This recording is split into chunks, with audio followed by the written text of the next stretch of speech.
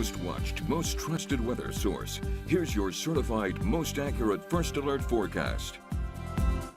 For the rest of this evening, temperatures will gradually begin to drop down to about 50 degrees. We'll have clear skies, mild conditions. It might be a little bit chilly, especially with that westerly breeze there around 15 miles per hour. But as you head out the door going into your Sunday, a light jacket, sweater certainly may be needed as we're going to start off in the lower 50s. But then as we go throughout the afternoon, it's not going to be too bad. We'll have sunshine return throughout the afternoon hours, and we should be able to moderate temperatures back up into the 60s. But again, low 50s to start off. Heading out the door there, you see 51 degrees for Williamson. Along the coast there, upper 50s, low 60s. Water temperatures are still running into the upper 60s and lower 70s. And notice the wind chills down into the upper 40s. So it might be, again, a little bit airish to start off in the morning. But then by the afternoon, the sunshine heating of the day should warm us up into the upper 60s to around 70 degrees. So it'll be a good afternoon maybe to head outdoors just for a little bit there, exercise, get something done around the house. Certainly Sunday evening, we go down into the lower to middle 50s there. And then look at what happens going into Monday morning, starting things off in the upper 30s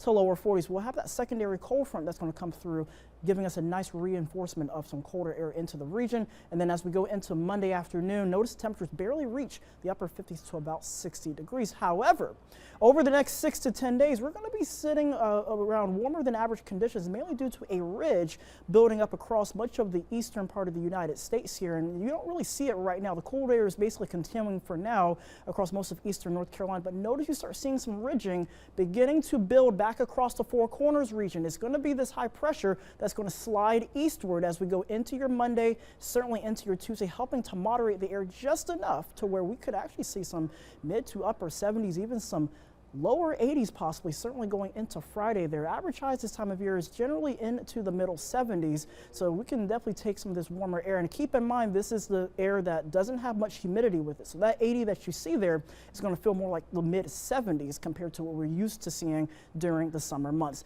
Also, the tropics are still pretty active right now. Hurricane Tammy, winds of 85 miles an hour, gusts as high as 105.